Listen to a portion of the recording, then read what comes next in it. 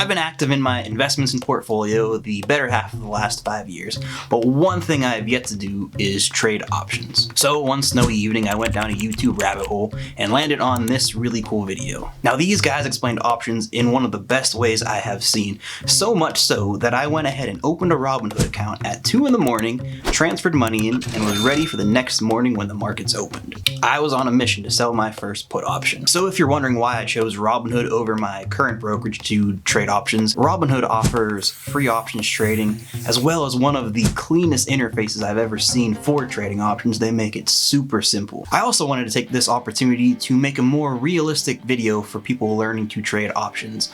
Generally, when you see a video on YouTube, they are super helpful, but they're with people with 10, 20, 30, or even $100,000 in their account, and for most people, they just can't relate. So keeping that in mind, I used only $1,000 for this to prove that the concepts do transfer over no matter how much is in your account. But before we begin, don't forget to hit that like button and subscribe to my channel.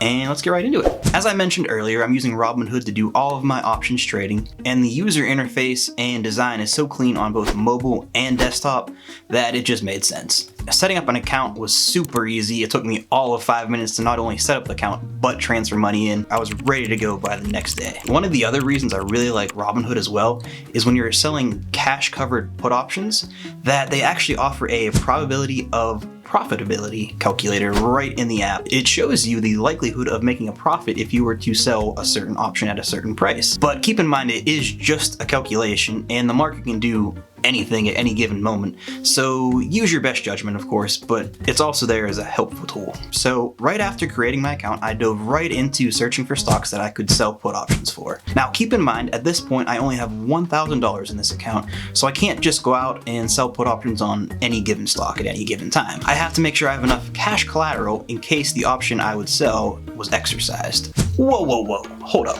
What is all that gibberish? Now before I can explain everything I just said, I think we first have to understand what a cash covered put option is. Now, as I mentioned earlier, these guys did a great job, and I have that video linked in the description below. I highly recommend everybody watch that if you're interested in trading or learning about stock options. But for this video's sake, I wanted to give you a visual of what helped me grasp this whole concept and help me learn the whole process. When you sell one put option in a stock, what you're actually selling is the obligation to purchase 100 shares at a certain date, if and only if the stock price is at or below the strike price you chose.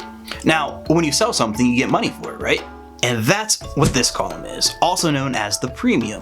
The closer you are to the strike price, the higher the premium, because there is a high likelihood this option will expire on or below your strike price, obligating you to purchase the shares. Now, before I can even sell any options, Robinhood verifies that you have the cash collateral available in your account. So in my case, that means I can't sell a put option with a strike price of higher than $10. 10 times 100 equals $1,000. Now, to totally oversimplify this process, let's use an example you might be more familiar with. Let's pretend that I'm an insurance company. I collect a premium for a policy, in this case, the option, and in return, the buyer gets protection if the stock price would fall. And if it doesn't fall, I keep the premium and skip all the way to the bank.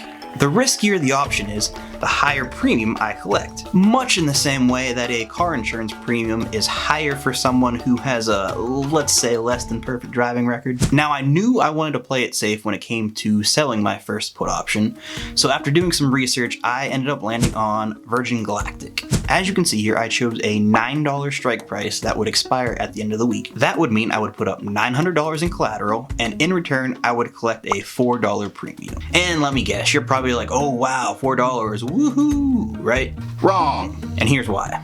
Despite only being $4, that's a 0.4% return on my money.